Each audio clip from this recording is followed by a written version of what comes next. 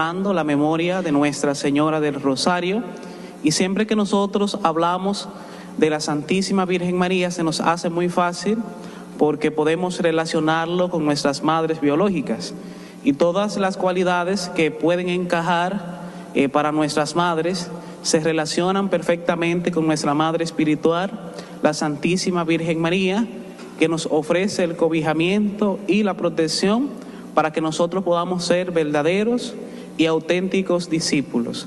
Esta memoria pues se remonta para el siglo XII aproximadamente, cuando Santo Domingo de Guzmán recibió el Santo Rosario para combatir las herejías y todas las corrientes contrarias a la fe y a la Iglesia. De modo que también la Virgen se nos presenta como una madre defensora de frente a tantas realidades que atañen y que van contraria a la fe que nosotros profesamos. Y ya de frente a este santo evangelio que hemos escuchado de la parábola del buen samaritano, en el cual Jesús está respondiendo a un maestro de la ley que se le acerca a preguntarle qué tenía que hacer para heredar el reino de los cielos. Pero a él no le interesa propiamente lo que Jesús le va a decir, porque el evangelio puntualiza que lo hizo para ponerlo a prueba. Y es interesante esta parábola del buen samaritano porque nos da grandes enseñanzas.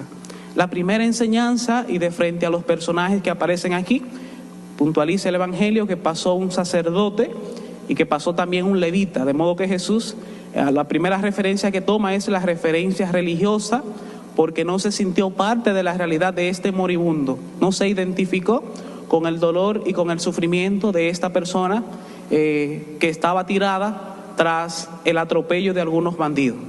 Y es interesante porque también nos da una enseñanza de que el conocimiento del precepto, el conocimiento de la ley, el conocimiento de la doctrina, tiene a nosotros que encaminarnos hacia una sensibilidad que nos lleve a nosotros a identificarnos con la realidad del que sufre y que está a nuestro lado.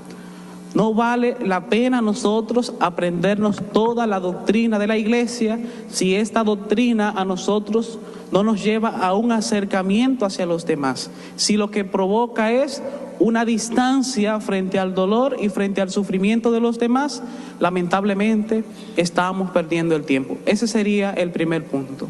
El otro punto es que de frente al ofrecimiento de cualquier servicio, de frente a la disponibilidad de amor como expresión del amor que nosotros hemos recibido de Dios, nosotros no podemos poner condiciones.